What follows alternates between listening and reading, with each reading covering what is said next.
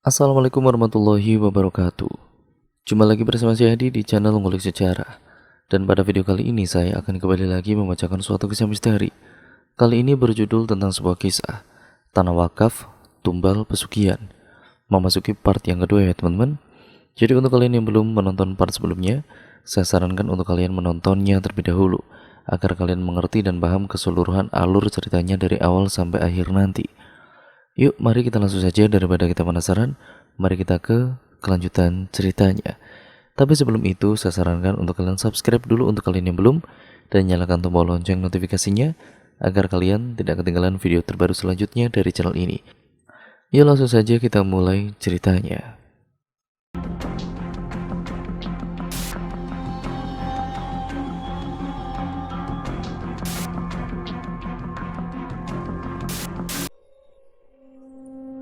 Jadi siapa Neneng Sinden? Tanya Mesta. Dia itu bukan bangsa kita, bangsa jin yang sengaja dipelihara oleh Mamang. Warga sini sudah tahu semua. Dia sengaja ditanam di sekitar sana untuk menakuti warga yang masuk area villa dan juga tanah wakaf. Warga sini? Mesta bergumam dalam hatinya. Mamang dan juga Bibi berkata hal yang sama. Jadi warga mana yang harus Mesta tanyai? Percayalah padaku, tanah wakaf itu dibutuhkan airnya untuk mengairi kebun dan juga sawah seluruh warga. Mamang seperti tidak mengizinkan kami untuk memakai air itu, kadang air tersumbat, seperti sengaja disumbat dari sumbernya. Ketika kami masuk ke sumber air untuk memperbaikinya, yang muncul Neneng Sinden. Itulah mengapa kita harus mencegah ritual itu. Jangan sampai makhluk itu menetap di sana. Meski tidak begitu menakutkan, tetapi Neneng Sinden kan jin, setan, demit atau apalah itu. Yang ketemu ya jelas ketakutan. Mesta hanya menghela nafas. Seorang kakek bersarung bicara dengan bahasa Sunda. Dia mengatakan kalau maghrib segera tiba, kali diminta untuk sholat berjamaah di surau. Kamu tunggu di sini ya. Nanti kita pulang bareng dan pastikan ritual itu tidak terjadi. Anggukan merupakan persetujuan Mesta. Sayangnya ketika jamaah surau berdatangan untuk beribadah, Mesta merasa semakin tidak enak. Perempuan itu menyusuri pinggiran kolam dan terus berjalan mengikuti cahaya redup yang menerangi sepetak kolam ikan di sisi lain. Pemandangan dari jalan setapak itu adalah hamparan sawah dengan langit berwarna kemerahan. Mesta yakin jika melihatnya pada siang hari, pemandangan di sini akan sangatlah indah. Mesta, sebuah panggilan mengagetkan dirinya. Dia melihat ke belakang, tidak ada siapapun, bahkan di jalanan setapak ke kiri dan juga kanannya sepi dan juga sunyi. Panggilan itu kembali terdengar. Tadinya samar, kini semakin jelas. Mesta ingat dia meninggalkan rumah sang bibi. Sudah pasti mereka semua sedang mencari keberadaannya.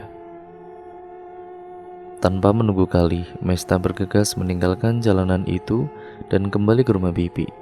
Di tengah perjalanan persis samping kebun jeruk milik keluarganya, Mesta melihat keributan yang terjadi di depan villa yang dia tempati itu. Tanpa pikir panjang, perempuan itu berlari. Lili dan juga Loli meronta ingin keluar kandang ketika melihat Mesta. Ada beberapa orang dan juga Bik Marni yang menangis depan kolam hias yang baru saja dibersihkan. Ada apa, Bik? Tanya Mesta. Jantungnya berpacu saat melihat semua orang yang menenangkan bibi beranjak memberi ruang agar Mesta bisa mendekat. Mamang belum pulang, isak Marni. Tapi jauh di lubuk hatinya bukan itu yang dia tangisi, melainkan sosok terbujur kaku yang ada di tengah kebun jeruk. Bik Marni menunjuk sosok itu. Mesta terpekik, rasanya seperti menemukan potongan puzzle. Teriakan bibi sebelumnya dan juga sosok penuh darah itu dengan keadaan yang sangat mengenaskan. Polisi sedang dalam perjalanan, ucap salah seorang warga. Kapan kejadiannya? Tanya Mesta. Belum ada setengah jam. Bik Marni yang menemukan dia di sana. Tadi kami hendak ke surau dan mendengar beliau berteriak. Mesta mengangguk. Dia melihat Loli semakin meronta. Untuk menenangkannya, perempuan itu membuka pintu kandang dan menggendong monyet itu seperti seorang ibu yang menggendong anaknya sendiri. "Kamu lihat sesuatu, sayang?" Loli mengeratkan pelukan, seakan dia tahu bahwa bahaya sedang mengancam orang-orang di sekitar villa itu. "Neneng Sinden sudah muncul," celetuk Marni. Beberapa kumaman mengiringi pertanyaan itu. Sungguh jahat jika satu di antara mereka merekayasa kenyataan yang ada untuk kepentingan sendiri. Tidak lama berselang, pihak berwajib dari polsek terdekat tiba, disusul dengan kedatangan Bilal dari pasar. Dia terlihat pucat setelah mengetahui kejadian yang terjadi di sekitar tanah garapannya. Sebagian kebun sebagai tempat kejadian perkara dibatasi oleh garis polisi. Semua orang berkerumun di pintu masuk villa berupa gang berbatu yang sempit dan berbataskan dengan kolam. Di antara kerumunan itu, Mesta melihat Bilal tersenyum seadanya ketika kedua tatapannya bersirobok. Mungkin lelaki itu marah karena Mesta tidak mengikuti permintaannya untuk tetap tinggal dekat surau. Polisi meminta lokasi untuk dikosongkan sementara. Jika tidak ada alasan untuk tidak tidur di rumah kami, jangan melarikan diri dan pergi bersama orang asing seperti tadi itu ya Mesta, atau nyawamu jadi taruhannya. Bilal memperingatkan si Mesta ini. Seperti bukan Mang Bilal yang dia kenal. Suaranya tegas dengan tatapan yang menakutkan. Yang janggal dan menjadi pertanyaan adalah, dari mana Mang Bilal tahu bahwa Mesta pergi bersama Galih, sementara pamannya itu baru datang setelah polisi datang? "Meski saya tidak ada di sini, tapi mata saya di mana-mana. Marni, bawa dia pulang dan pastikan tidak keluar dari rumah kita. Kunci sekalian sampai ritual selesai dilaksanakan." Mesta yang melupakan bahwa malam ini akan diadakan ritual seakan diingatkan kembali. Dia meronta dan meminta sang bibi untuk memberinya kesempatan melihat ritual itu, atau menggagalkannya seperti permintaan Galih. "Sudah, manut saja. Kematian Bahrus tadi itu adalah salah satu pertanda bahaya. Neneng Sinden sudah memperingati kita semua.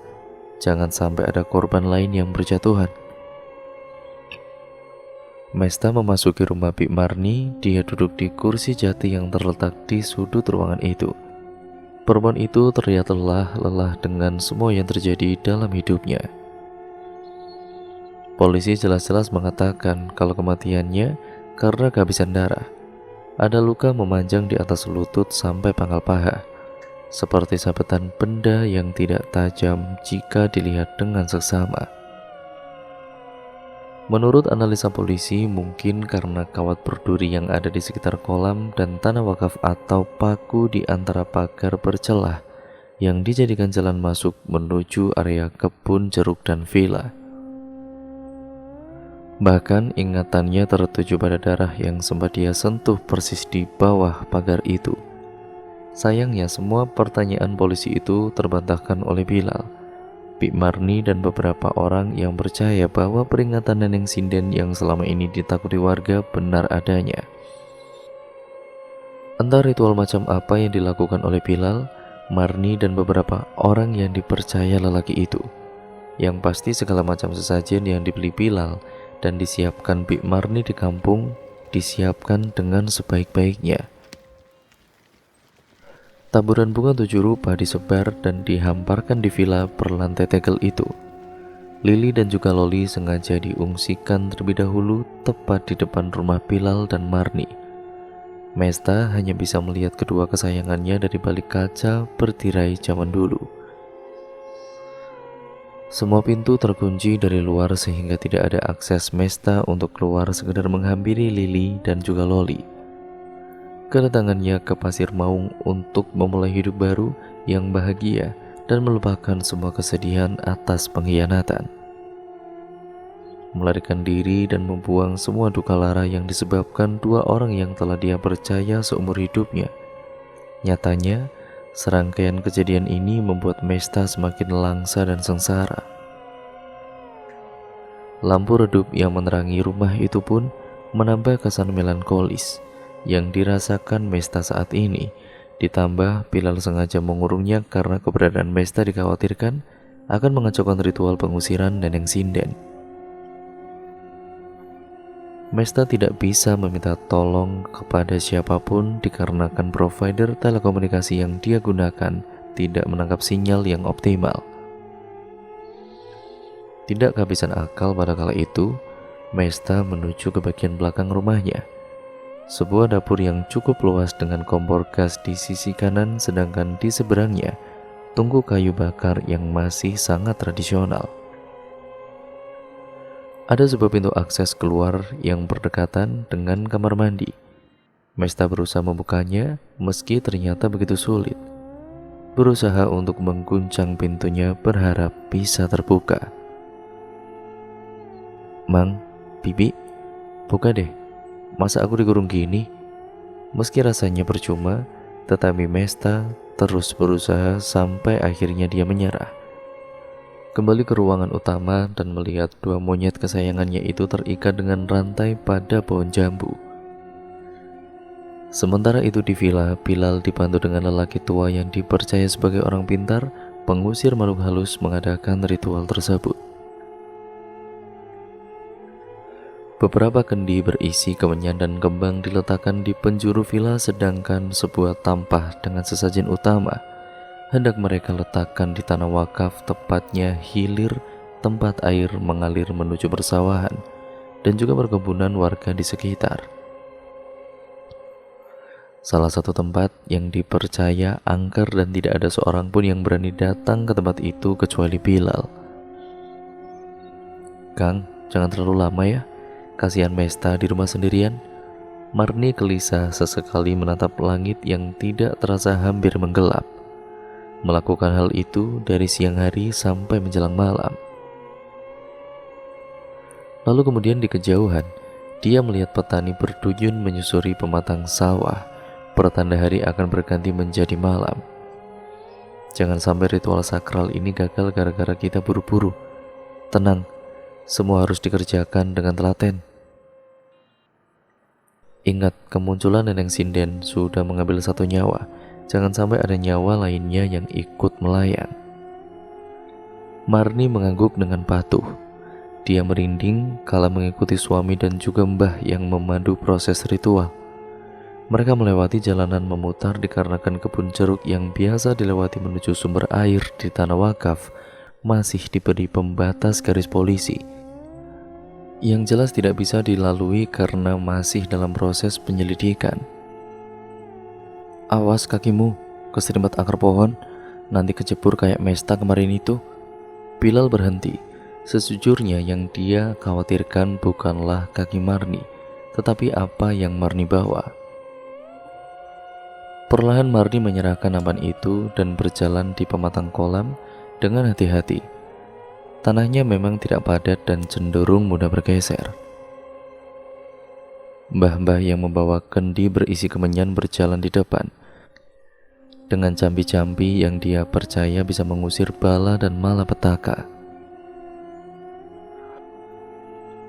Ritual ini memang harus diadakan saat serepna, waktu di mana matahari hampir tenggelam. Waktunya dianggap tepat karena gerbang antara dua dunia sedang terbuka dan menjadi momen di mana mereka yang tidak kasat mata melintasi dua dunia itu.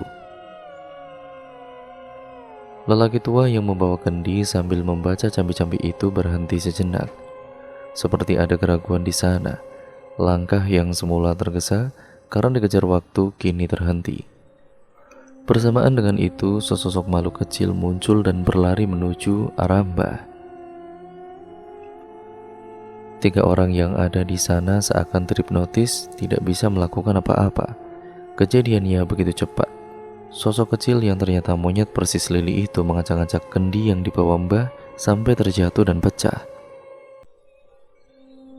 Tidak habis sampai di situ, monyet itu pun menyambar tampah berisi sesajen utama, berisi pakaka ayam, telur ayam kampung, kopi hitam, dan sajian lain yang dipersiapkan dengan apiknya. "Hush, sana pergi, sana pergi." usir Bilal, berusaha merebut ayam yang dipegang tangan berbulu itu. Marni ketakutan. Pengalamannya mengasuh Lili dan juga Loli membuat dia bertindak mengambil ranting kering di bawah pijakan kakinya. Lili dan juga Loli biasanya ketakutan jika Marni mengancamnya dengan ranting ataupun sapu. Namun kalau ranting itu ditujukan tepat di hadapan wajah monyet beringas itu, perlawananlah yang Marni terima. Ayam yang ada di genggaman binatang kecil itu dilepas sampai Bilal terjungkal dengan posisi terlentang. Kepalanya berada di ambang kolam kala itu. Bahkan rambut putihnya hampir menyentuh air kolam yang tenang.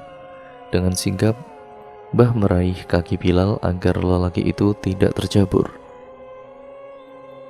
Marni berusaha terus memukulkan ranting ke arah monyet sambil berteriak minta tolong. Segala galaknya Loli dan juga Lili, monyet ini lebih galak lagi, menyeringai menunjukkan gigi-giginya yang kecil dan tajam. Lepasin, pergi kamu, pergi. Tolong, teriakan Marni semakin lantang saja. Monyet terus menyerang dengan beringasnya, sementara Bilal dan juga Mbah tidak bisa menolong karena jika pegangan tangan Mbah dilepaskan, Bilal masuk ke kolam dengan posisi kepala terlebih dahulu. Bi, dari arah lain terdengar suara Mesta diikuti Galih yang berlari tergesa-gesa. Saking paniknya tidak ada pertanyaan bagaimana caranya Mesta bisa keluar rumah. Sementara Marni benar-benar yakin sudah mengunci semua pintu agar perempuan itu tidak bisa keluar untuk menggagalkan ritual yang begitu penting ini. Galih berlari seraya membawa sepotong batu bata, mengusir monyet yang terus menyeringai dengan ganas. Merasa kalah jumlah, monyet itu melipir lalu pergi melompat ke arah perkebunan milik warga. Galih dengan sigap membantu Mbah untuk menaikkan Bilal, dan Mesta memeluk Bik Marni yang ketakutan karena serangan monyet tadi. Sesajen yang disiapkan berserakan di tanah, maka dari itu Mesta tidak lagi butuh penjelasan. Rencana untuk menggagalkan ritual itu tidak terlaksana karena monyet kecil yang galak sudah mendahului Mesta dan juga Galih. Bagaimana caranya kamu keluar rumah? Bilal bertanya dengan wajah garang. Tidak peduli pakaiannya kotor penuh dengan ranting kering dan tanah. Saya tadi dengar Mesta minta tolong, saya pikir dia terkunci di dalam, ucap Galih. Lagian ngapain sih pakai dikunci? Kalau Tuhan sudah berkehendak gak perlu aku yang gagalin. Tuh pertolongannya selalu ada dari mana saja, ketus Mesta. Kamu tidak akan mengerti, ujar Bik Marni. Mesta menepis pegangan tangannya lalu berjalan menjauh. Ini demi keselamatan kita semua. Kamu lain kali gak perlu ikut campur. Begitulah peringatan dari Bilal. Galih mengangguk lalu mundur dan kemudian menyejajarkan diri dengan Mesta. Malam ini aku kembali ke villa, cetus Mesta. Tapi, gak ada tapi, aku berada di tempat milik orang tuaku, bukan tempat orang lain, tegasnya, lalu pergi meninggalkan semuanya di tepi kolam. Dia marah karena harus menuruti hal-hal tidak masuk akal yang terjadi di sini. Penyelidikan terkait kematian Bahrus sudah ditemukan. Polisi menyimpulkan bahwa kematian lelaki parubaya tersebut dikarenakan kecelakaan yang menimpa dirinya ketika sedang menebang pohon mati di kebun jeruk dekat tanah wakaf. Ada beberapa pohon yang mati dan juga sudah lapuk. Ya, yang tersisa dari pohon itu adalah batang yang tidak lebih dari 1 meter dan juga akar. Bahrus adalah salah satu warga yang menggunakan tungku sebagai tempat untuk memasak sehingga membutuhkan kayu sebagai bahan bakarnya. Tentu saja jika perbuatan itu diketahui oleh Bilal, dia akan diamuk. Berdasarkan penyelidikan, Bahrus masuk ke area perkebunan dengan mengendap-endap dan memotong kayu dengan tergesa. Di salah satu sudut kebun dekat dengan pohon mati tersebut ada sebuah kapak berlumuran darah. Sedangkan pada jenazah Bahrus terdapat luka yang memanjang tepat pada pahanya. Kecelakaan yang merenggut sosok itu terjadi karena korban lemas kehabisan darah. Kasus ditutup meninggalkan sebuah kejanggalan. Masih marah sama Bibi? Mesta melirik kemudian menggeleng dan duduk di sofa dekat dengan dapur. Pada meja di depannya sudah terletak beberapa kudapan khas kampung itu dan juga teh hangat. Mesta nggak pernah marah sama Bibi. Ya kemarin Mesta kecewa aja. Pada akhirnya ritual juga nggak jadi kan? Dan bukan Mesta yang menggagalkan. Kami hanya takut ritual itu tidak bisa dilaksanakan. Ya semua dilakukan demi keselamatan kamu, keselamatan kita semua orang yang ada di kampung ini. Yakin demi aku dan juga keselamatan kampung, bukan atas dasar kepentingan pribadi Mamang dan juga Bibi. Perempuan separuh usia yang sedang menyiangi sayuran itu tiba-tiba berhenti ketika mendengar pernyataan Mesta barusan. Matanya yang kecoklatan bersih rebuk dengan milik Mesta yang sehitam obsidian. Bukan hanya seorang dua orang yang mengatakan pada Mesta kalau itu hanyalah akal-akalan Mamang dan juga Bibi aja. Lagi pula aku kan udah bilang jangan galak-galak sama warga kampung sini.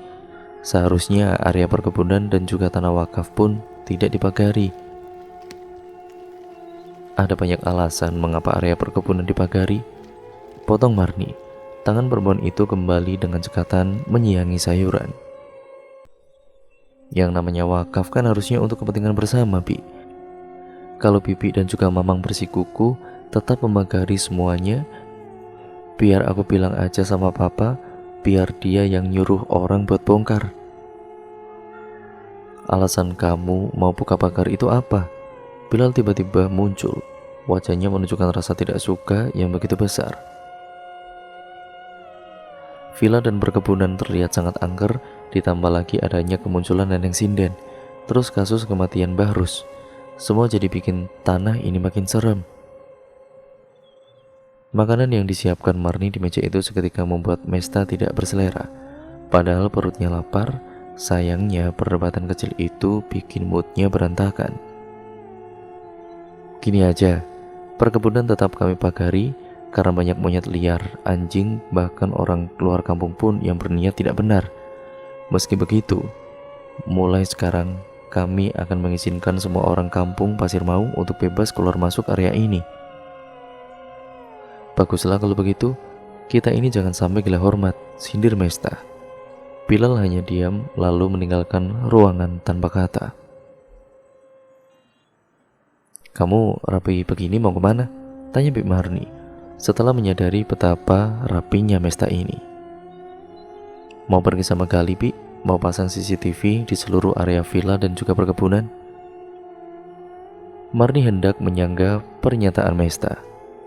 Tetapi Mesta keburu berdiri dan menyambut kedatangan Galih yang berdiri dan senyum manis di ambang gerbang villa. Menggunakan motor tua milik orang tua Galih, keduanya berangkat menuju pusat kota. Ya, Galih berjanji akan membawa Mesta menemui temannya yang biasa pasang kamera pengawas CCTV. Pemandangan siang hari jauh berbeda dengan pemandangan ketika Mesta datang diantar oleh ojek menuju kampung Pasir Maung. Sepanjang jalan terlihat hamparan hijau dari sawah yang menyerupai permadani di bawah kaki langit. Tidak ada kesan seram sama sekali. Bahkan ingin rasanya laju sepeda motor yang dikendalikan oleh Galih diperlambat demi menikmati pemandangan yang tidak pernah ia dapatkan di ibu kota. Banyak hal yang ingin aku bicarakan, Lih, terutama soal kematian Bahrus kemarin. Galih bergeming, tetap fokus mengendarai besi tua bersuara agak sembar itu. Merasa tidak pernah tahu apa isi dari kepala lelaki di depannya, dia hanya melirik sekilas tanpa niat untuk melanjutkan bicara. Motor keluar dari jalan desa. Kini Mesta baru bisa melihat padatnya kendaraan di jalanan itu. Sempat ada rasa heran, masih ada desa terpencil yang tersembunyi seperti desa Pasir Maung di kota ini. Sudah sarapan? Tanya Galih ketika motor berhenti untuk menyeberang jalan. Belum sempat keburu debat, tawa lepas keluar dari bibir Galih. Mesta sempat terpana dengan apa yang baru saja dia dengar. Kita cari sarapan dulu kalau begitu, sambil ngobrol. Lagian toko temanku belum buka kalau jam segini. Tanpa jawaban dari Mesta, Gali tetap membawanya ke salah satu kios tepat di bawah pohon besar.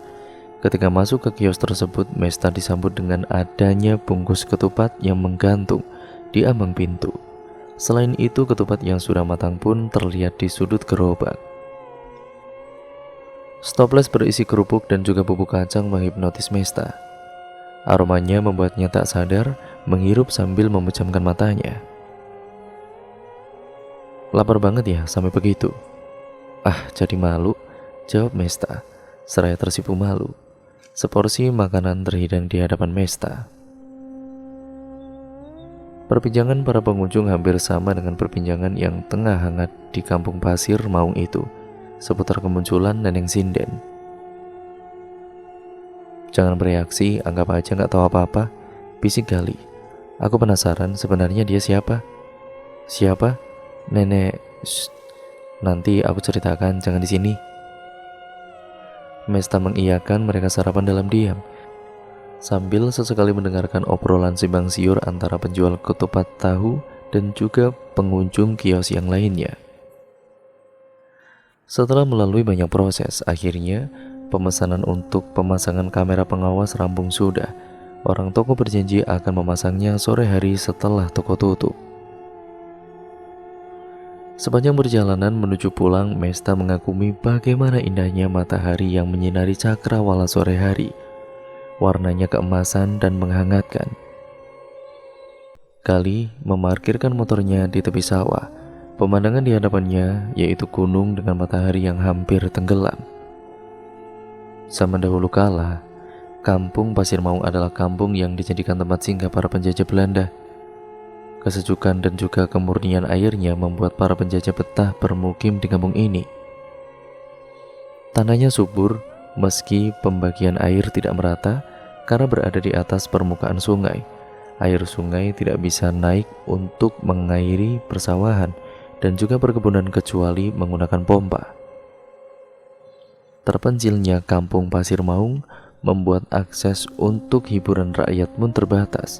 Jadinya warga atas perintah para penjajah sering mengadakan panggung hiburan untuk menghibur para petinggi yang datang beristirahat di kampung ini.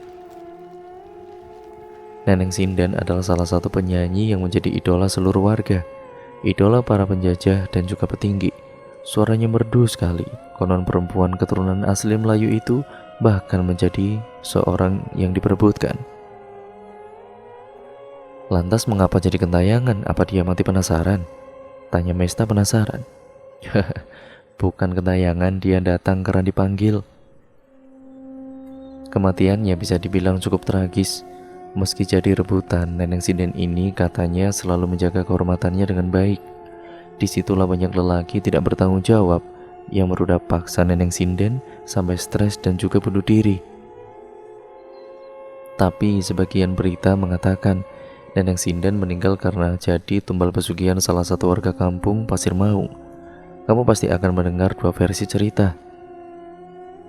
Seperti versi kemunculannya kan, ada yang percaya dia sebagai tanda bahaya atau justru peringatan adanya kejahatan. "Sudah hampir maghrib, ayo pulang," ajak Gali. Menggantung pertanyaan Mesta, lelaki itu menyalakan mesin motor dan tersenyum. Dengan enggan Mesta naik ke jok belakang, lalu pergi meninggalkan langit senja dan rasa penasaran yang semakin lama semakin besar. Kabur dari ibu kota ke kampung Pasir Maung ternyata efektif bagi Mesta untuk melupakan Aziz dengan cepat. Sekalipun dalam pikirannya tidak pernah terlintas sesosok yang hampir menjadi pendamping dalam hidupnya itu. Setiap kejadian yang mengundang rasa penasaran membuat Mesta melupakan semuanya. Bahkan dia yang selalu ketergantungan dengan perangkat gadget pun kini bisa hidup nyaman tanpa benda itu. Cahaya matahari perlahan-lahan mengintip dari balik tirai yang masih tertutup. Kicau burung dan juga suara aktivitas orang yang lewat di samping villa membangunkan Mesta. Setelah pemasangan CCTV, hidupnya jauh lebih terasa aman. Setidaknya teror dan juga kejadian orang-orang yang masuk ke area villa tanpa izin bisa terekam melalui kamera pengawas tersebut. Ketukan pintu memaksa Mesta untuk melawan dingin dan juga malasnya. Dipastikan itu bukan Bik Marni atau Mang Bilal. Mereka biasanya masuk dengan menggunakan kunci sendiri. Pagi, sapa Galih. Senyumnya mereka membuat Mesta terhipnotis. Pagi, tumben banget. Mau ke kebun panen jeruk, mau ikut nggak? Ajak Galih. Jauh nggak? Galih melirik ke belakang. Mang Bilal dan juga Bik Marni berjalan beriringan. Di belakang sana, ya jauh sih. Nanti deh, hari ini aku mau mandiin anak-anak. Loli dan juga Lili menatap Mesta, terlihat tanpa minat. Anak-anak? Iya, itu Loli sama Lili. Tidak ada komentar. Galih dan juga Mesta keburu terperanjat, ya karena kaget. Bilal dengan sengaja membuka gerbang sampai membentur tembok pembatas yang ditumbuhi tanaman sirih di atasnya. Aku pergi dulu. Galih mengerti setelah berbagai macam kejadian terjadi di sana. Bilal mulai menabuh genderang perang. Siapapun yang mendekati Mesta dimusuhi tanpa alasan yang jelas. Kamu di sini tanggung jawabku. Jangan sembarangan bergaul. Jika terjadi apa-apa, jangan sampai AA di kota menyalahkanku. Lelaki itu bicara tanpa melihat. Dia menyambar sapu lidi dan membersihkan halaman yang dipenuhi dengan dedaunan kering. Mesta semakin mengerti alasan warga yang takut untuk berdekatan dengan Bilal. Dia selalu angkuh, merasa semua aset ini miliknya sehingga tidak diperkenankan orang-orang mendekat bahkan memasuki area tersebut. Padahal jelas-jelas tanah wakaf sudah diwakafkan dan boleh digunakan untuk kepentingan seluruh petani yang bergantung dengan sumber air yang ada di dalamnya. Nggak semua orang itu jahat, Mang. Bisa aja kan orang yang kita anggap baik selama ini justru mereka yang jahat. Itu sudah sering terjadi di sekitar kita, sesal Mesta. Perempuan itu sama sekali tidak ada berniat untuk menyindir Bilal. Sayangnya Bilal menganggap berbeda. Gesekan sapu lidi dan paving block berhenti. Mata lelaki itu memicing tidak terima dengan perkataan Mesta. Jangan sembarangan kalau ngomong. Kamu sama saja sama warga sini yang menuduhku tanpa alasan. Loh, Mang, emang siapa yang menuduh? Mesta mendekat. Perkataan kamu seakan-akan memojokkanku, sama seperti Galih, warga kampung, among desa. Semua menuduhku. Emosi membuat suara lelaki tua itu bergetar. Rasa bersalah menjalari perasaan Mesta. Bukan begitu. Mesta sama sekali tidak bermaksud berkata begitu buat Mamang. Mesta datang ke sini karena dihianati orang terdekat. Itu yang Mesta maksud. Bilal yang terlanjur emosi meletakkan sapu lidi dan pergi. Dari dalam villa, Mesta melihat Bik Marni menggelengkan kepala, meminta perempuan itu untuk berhenti dan tidak mengejar Bilal. Sementara itu, Loli yang dihampiri Mesta menyeringai. Terlihat sangat senang sekali, baik dengan plastik dan juga peralatan mandinya. Dengan telaten kedua monyet itu dimandikan di bawah sinar matahari pagi yang sangat hangat. Lili, diam, jangan dimainkan sabunnya. Monyet itu tidak patuh, terus-menerus memainkan botol sabun, menuangkan pada tangan, mengendusnya dan kemudian melemparkannya tepat ke kepala Loli. Tindakan monyet kecil itu membuat saudaranya meringis marah, sampai-sampai pegangan tangan Mesta pada Loli terlepas karena licin dan tidak mau diam. Pada satu titik Loli berusaha menggigit tangan Mesta, refleks pegangan tangannya terlepas dan monyet itu kabur. Kejadiannya begitu cepat, kepandian Loli memanjat membuat dia bisa melewati pagar dengan rambatan sirih hijau itu dengan mudah bisa dilalui. Bik Marni mengobati luka membiru tepat di bawah ibu jari Mesta. Beruntung monyet itu sudah divaksin rabies sehingga rasa khawatir tidak begitu besar. Sayangnya Mesta tetap saja resah karena monyet kesayangannya itu belum juga ditemukan. Bilal yang tengah marah sama Mesta itu ya akhirnya luluh dan mencari monyet itu di penjuru kebun jeruk, di persawahan, bahkan di kebun bambu. Itu orangnya, teriak seorang pemuda. Bilal berhenti dan melihat kerumunan di tengah pemakaman yang ada di kebun bambu. Seorang laki-laki sekitar usia 40 tahun berbaring di atas sambaran daun bambu yang sudah kering dan berjatuhan. Tangannya memegangi perut. Saat Bilal mendekat, terlihat darah melumuri tangannya. Separuh muka pria itu rusak parah. Bekas cakaran memanjang dari pergelakan tangan hingga ke siku. "Kenapa ini? Apa hubungannya denganku?" tanya Bilal dengan suara serak menggelegar, membuat anak-anak yang berkerumun berlindung di belakang punggung orang dewasa. "Dia dikoyak monyet, makanya kalau punya peliharaan dikandangi dengan baik. Ayo bawa, kita obati ke puskesmas." Rasa tanggung jawab membuat Bilal mengajak lelaki itu untuk berobat. Namun jeritan kesakitan terdengar memilukan sampai akhirnya suaranya lenyap di telan kesunyian. Seiring dengan itu, napas orang itu berhenti dan tangannya terkulai. "Kang, bangun Kang." Seorang pemuda meletakkan tangannya di leher orang itu. Dia menggeleng dan mengabarkan bahwa Pak Jajang meninggal dunia. Berita duka cita tersiar begitu cepat. Begitupun dengan penyebab kematian tersebut. "Ada monyet karang kayaknya punya Mang Bilal. Tadi tiba-tiba nyerang. Saya dan juga Aping berhasil sembunyi di gawir, muntang ke akar. Tapi Mang Jajang keburu diserang, sampai-sampai teriak-teriak. Tadi abang lempar monyetnya pakai bata terus dia kabur." Keterangan sama berulang rasanya berdengung di telinga Mesta. Sekarang-karangnya Loli, tidak mungkin dia menyerang sampai menyebabkan korbannya meninggal dunia. "Itu tangan Teh Mesta juga katanya digigit ya?" tanya seorang warga. Mesta menarik lengan hoodie yang dia kenakan semata untuk menutupi luka itu. Gali yang berada di salah satu kerumunan hanya menatap Mesta lalu memalingkan wajah. "Saya akan bertanggung jawab atas meninggalnya Pak Jajang," ucap Mesta. "Nanti saya kabari orang tua dulu. Siapkan saja semuanya. Catat semua pengeluaran pemulasaraan jenazah beliau."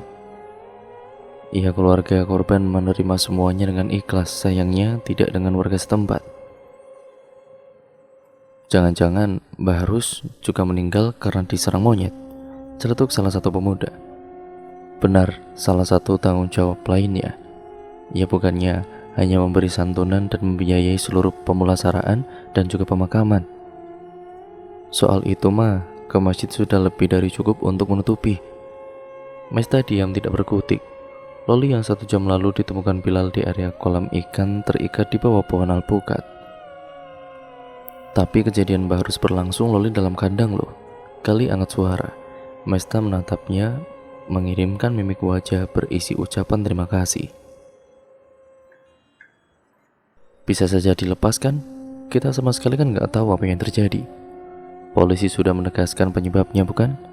Apalagi yang harus diributkan?